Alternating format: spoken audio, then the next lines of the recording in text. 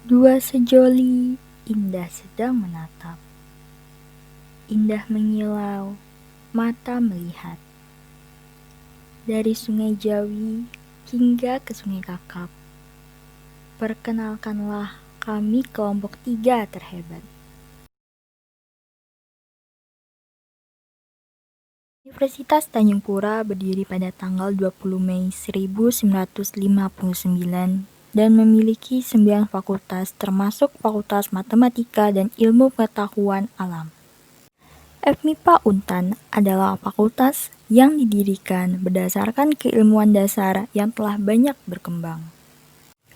FMIPA Untan terdiri dari 9 program studi antara lain kimia, biologi, fisika, geofisika, sistem komputer, sistem informasi, ilmu kelautan, matematika, dan statistika. Sama seperti tahun sebelumnya, FMIPA Untan melaksanakan salah satu tridharma perguruan tinggi dalam bentuk KKM atau Kuliah Kerja Mahasiswa yang terdiri dari 9 kelompok yang tersebar di seluruh Kalimantan Barat dan beberapa daerah di Indonesia. Hal berbeda juga tak luput dari keadaan saat ini. Semua berubah saat corona menghampiri bumi khatulistiwa. Bukan berarti menyerah dalam keterpurukan. Kampus yang mendidik kami menjadi mahasiswa tangguh yang siap terjun ke masyarakat dalam keadaan apapun, menjadi motivasi kami untuk tetap ikut serta dalam meningkatkan pengetahuan dan wawasan untuk masyarakat. Cerita kami dimulai dari tim KKM dengan nomor 3. Tim KKM 3 terdiri dari 6 daerah, antara lain Kelurahan Sungai Jawi Luar, Kelurahan Sungai Jawi Dalam, Kelurahan Palima, Desa Pal 9, Desa Kalimas, dan Desa Sungai Belida. Dari 6 daerah tersebut, kami merancang 4 program besar yang terbagi menjadi pendidikan, kesehatan, donasi, dan media. Dari pendidikan, lebih memilih sistem pembelajaran luring yang bertempat di Desa Pal 9, khususnya untuk siswa-siswa SD yang terdampak COVID-19. Kegiatan tersebut dilakukan setiap minggu selama masa KKM berlangsung, dengan mengajarkan cara belajar, sehingga peserta didik merasakan sekolah kembali. Kegiatan lainnya yang dilakukan berupa pembuatan video tutorial aplikasi pembelajaran yang sedang banyak digunakan, seperti Google Meet, Zoom, dan Google Form. Selanjutnya, pembuatan media pembelajaran untuk jenjang pendidikan seperti SD, SMP, dan SMA, khusus area Pontianak Barat dan Kuburaya Sungai Kakap.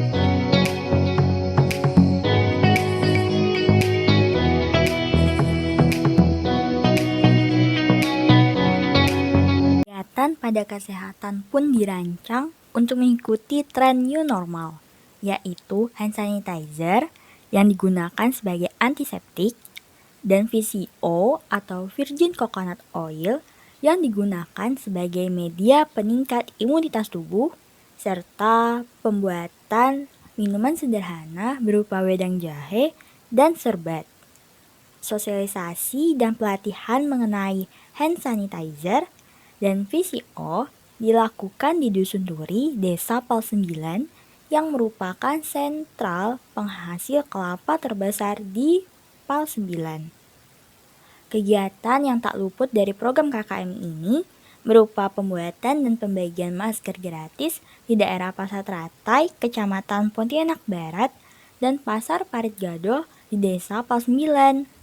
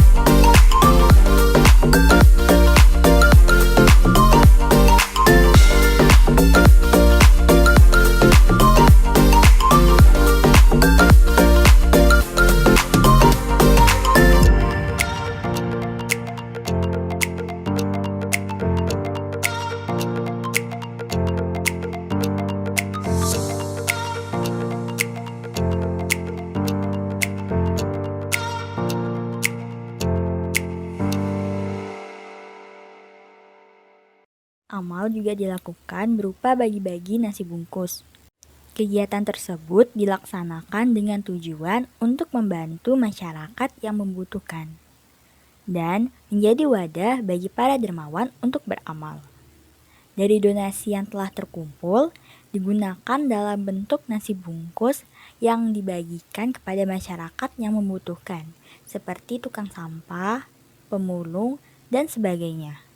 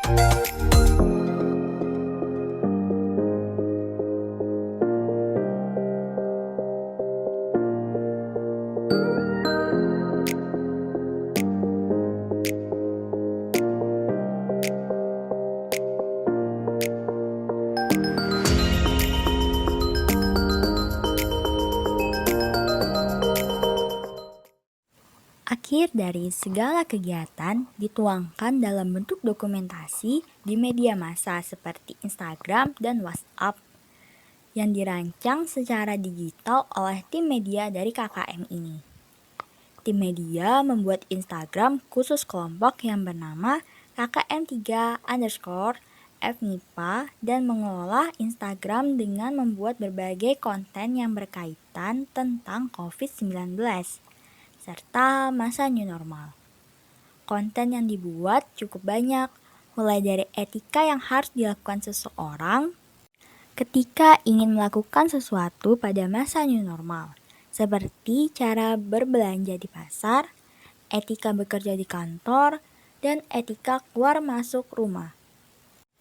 Konten lainnya yaitu membuat tips-tips yang dapat dilakukan oleh masyarakat ketika masa new normal, seperti tips menggunakan transportasi umum, tips membantu anak dalam menghadapi new normal, tips berolahraga, tips berkumpul bersama teman, dan lainnya.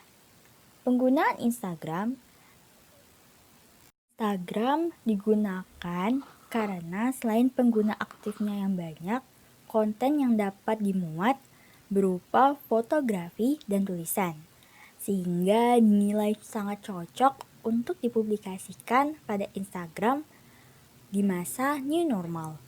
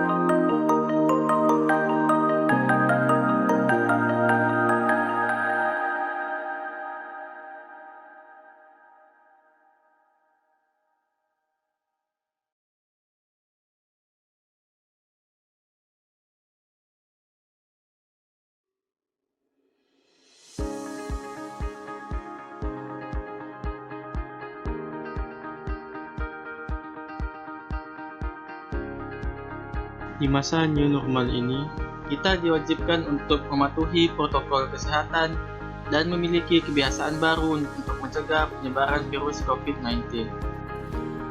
Apa saja kebiasaan baru di masa pandemi ini agar kita terhindar dari virus COVID-19? Yang pertama adalah selalu mencuci tangan dengan sabun atau gunakan hand sanitizer agar virus COVID-19 tidak melekat di tangan kita. Yang kedua adalah selalu memakai masker ketika keluar rumah. Tujuan dari memakai masker adalah untuk mengurangi terjangkit virus COVID-19 yang menyebar lewat udara. Yang ketiga adalah usahakan memakai pakaian lengan panjang atau gunakan jaket sebagai pengganti pakaian lengan panjang tadi. Ya, selain biar badan kita tidak hitam karena terpapar sinar matahari, tujuan dari memakai pakaian lengan panjang adalah mencegah virus menempel di badan kita. Yang keempat, jangan menyentuh wajah atau mengecup mata dengan tangan yang belum dicuci dengan sabun. Jika terpaksa, gunakan tisu bersih karena mata atau hidung adalah salah satu jalan masuk virus ke badan kita. Kurangi menyentuh fasilitas atau peralatan yang digunakan bersama seperti gagang pintu dan tombol lift.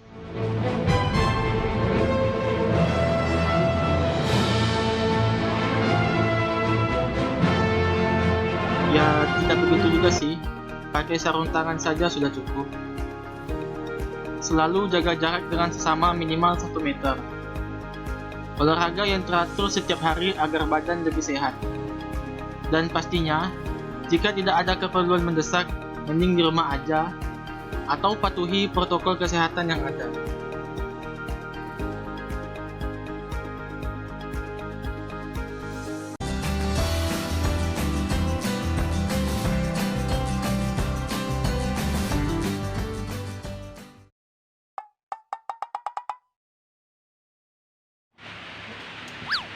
Aduh, lapar banget. Mana hujan lagi? Bisa mana ya? Dari tadi gak datang-datang, katanya mau beli makanan. Assalamualaikum Yuyu. Waalaikumsalam. Bisa bawa apa tuh? Aku bawa cilok sama sosis. Makanan mahasiswa. Udah. Nyong. Sam, cilok kayak gini mana kenyang? Ini kenyang tahu. Kan di dalam cilok ini terdiri dari tepung. Ya, cilok itu dari apa? Cilok itu dari tepung kanji. Nah, tepung kanji itu dari pati ubi kayu yang mengandung karbohidrat. Iya juga sih. Tanpa makan nasi, karbohidrat kita bisa terpenuhi gitu. Iya, jadi tolong hilangkan statement kalau karbo cuma ada di dalam nasi. Jadi tuh karbo ada di ubi, kemudian ada di kentang, ada di gandum. Jadi kalau misalnya makan kanji atau makan ubi itu juga bisa menggantikan nasi. Tapi nih Sam, cilok kayak gini tuh ada micinnya. Itu nggak bahaya untuk kesehatan kita? Tapi yuk, kamu tahu nggak kalau micin itu dari protein yang diolah? Oh gitu. Iya, tapi tetap konsumsinya tidak boleh berlebihan. Tapi ada nggak sih penyedap yang tanpa micin ini?